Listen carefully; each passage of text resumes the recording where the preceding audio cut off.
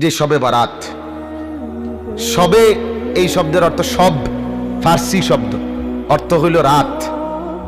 বারাআত এটা আরবি শব্দ, অর্থ হইল কর্তন করা, কেটে দেওয়া। তো মূলত এই রাত্রে বান্দার অগণিত গুনাহ কর্তন করে আল্লাহ তাআলা বান্দাকে পূর্ণ মাফ করে দেয়। এই জন্য এটাকে শবে বারাত বলে, লাইলাতুল বারাত বলে। এটাকে লাইলাতুর রাহমা, রহমতের রাতও বলে, যেহেতু আল্লাহ তাআলা অফুরন্ত রহমত এই রাতে বর্ষণ করে। এটাকে আপনার লাইলাতুল বারাকা, বরকতের রাতও বলে, যেহেতু এই রাতে আল্লাহ তাআলা অফুরন্ত বরকত তার বান্দাদের জন্য দান করেন। এটাকে লাইলাতুস সাক, সাক বলা হয় চেক, অর্থাৎ যেখানে এক কাগজে অনেক বড় মূল্যমানের কিছু লিখে দেয়, যেমন 10 লাখ টাকা, 1 কোটি টাকা চেকের মধ্যে লিখে দিয়ে দিছে। আল্লাহ তাআলা এই রাত্রে শবে বারাতে এক রাতেই, এক সইতে বান্দার জিন্দেগীর সব গুনাহ মাফ করে দেয়। এটার জন্য যে চেক দেয় আর কি, যা মুক্তির চেক দিলাম। এটাকে লাইলাতুন নিসফে মিন শাবান, শাবানের অর্ধরাত্রি মানে অর্ধেক, এটাও বলা হয় শবে বারাত। তাইলে আমরা মূল 1 নাম্বার বুঝে নিলাম, শবে বারাত এটা একটা বরকতের রাত, এটা একটা রহমতের রাত, এটা একটা মাগফিরাতের রাত, এটা জাহান্নাম থেকে মুক্তির রাত, এটা আল্লাহ তাআলার সন্তুষ্টি বান্দার প্রতি প্রকাশ করার রাত। বলেন আলহামদুলিল্লাহ। তো মূল বক্তব্য ছিল শবে বারাত, এই লাইলাতুল বারাত পুরাটা রাত। এই রাত এর ব্যাপারে কোরআন এবং সুন্নাহর মধ্যে কি বর্ণনা আছে? 1 নম্বর কথা হলো কোরআনুল কারীমের 25 নম্বর পারা 44 নম্বর সূরা, সূরায়ে দুখান একটা সূরা আছে।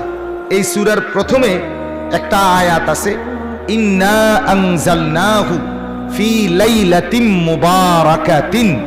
আল্লাহ তাআলা বলেন, নিশ্চয়ই আমি কোরআন নাজিল করেছি বরকতময় রাতে। কি রাতে? এই বরকতময় রাত বলতে কি উদ্দেশ্য, এই নিয়ে মুফাসসিরদের মধ্যে 2টা অংশ। এর মধ্যে সংখ্যাগরিষ্ঠ মুফাসসির যারা, অধিকাংশ মুফাসসির কেরাম, ওলামায়ে কেরাম, উনাদের মত হইল বরকতের রাত বলতে ওই রমজানের শেষ দশকের যে শবে কদর, সেটাই উদ্দেশ্য। ঠিক আছে কথা? তাহলে এটা হলো অধিকাংশ। বাকি মুফাসসিরদের মধ্যে একজন প্রসিদ্ধ মুফাসসির আছেন, হযরত ইকরামা রাহমাতুল্লাহি আলাইহি। উনি হলেন নবীজির একজন বিখ্যাত সাহাবী আব্দুল্লাহ ইবনে আব্বাস রাদিয়াল্লাহু তাআলা আনহুমার ছাত্র, শাগরিদ, মানে তাবিঈ। উনি যারা সাহাবীদেরকে দেখছেন, এই ইকরামা রাহমাতুল্লাহ আলাইহির মত হইল এই বরকতময় রাত বলতে এখানে শবে বরাতকে বোঝানো হয়েছে। তাহলে এটা যদি ধরে নেওয়া হয়, তাহলে অর্থ হইল আল্লাহ বলেন, নিশ্চয়ই আমি কোরআন নাজিল করেছি বরকতময় রাতে, মানে লাইলাতুল বারাত। কিন্তু প্রশ্ন থাইকা যায় শুধু একটা, যে অধিকাংশ বর্ণনা, অধিকাংশ মুফাসসির, অধিকাংশ হাদিস এবং কোরআনের স্পষ্ট আয়াত, ইন্না আনজালনাহু ফি লাইলাতিল কদরি, ওটা আছে আয়াত। তাহলে এর দ্বারা বোঝা যায় মূলত কোরআন নাজিল হয়েছে শবে কদরে। মূলত নাজিল হয়েছে কখন? শবে। এজন্য মুফাসসিররা, ওলামায়ে কেরাম বলে উভয় বক্তব্যই সঠিক। মানে কি?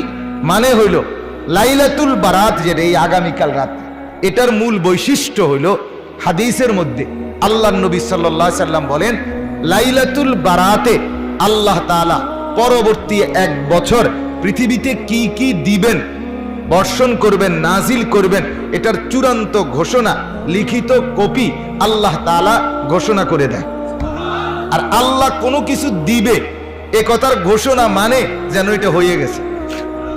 তো এই জন্য ধরে নেওয়া যায় যে এই বছর শবে কদর কোরআন নাজিল সত্যি সত্যি শুরু হয়েছে, ওই বছর শবে কদরের আগে শবে বরাতে আল্লাহ তাআলা সিদ্ধান্ত ঘোষণা দিছে যে এই যে সামনে রমজান আইতেছে, এই রমজানের শবে কদর থেকে কোরআন নাজিল আনুষ্ঠানিকভাবে শুরু হবে, এটা আজকে চূড়ান্ত ঘোষণা দিলাম।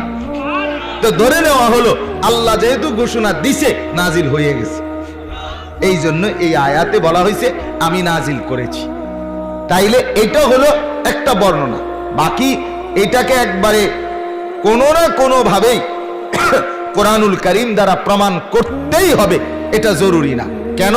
কোরআন দ্বারা যা প্রমাণিত সেটা যেমন গ্রহণযোগ্য, রাসূলুল্লাহ সাল্লাল্লাহু আলাইহি সাল্লামের হাদিস দ্বারাও যদি কিছু প্রমাণিত হয় তাহলে সেটাও গ্রহণযোগ্য। কথা বুঝছেন কিনা বলেন? এখন হাদিস দ্বারা শবে বরাতের ফজিলত প্রমাণিত অর্থাৎ লাইলাতুল বারাত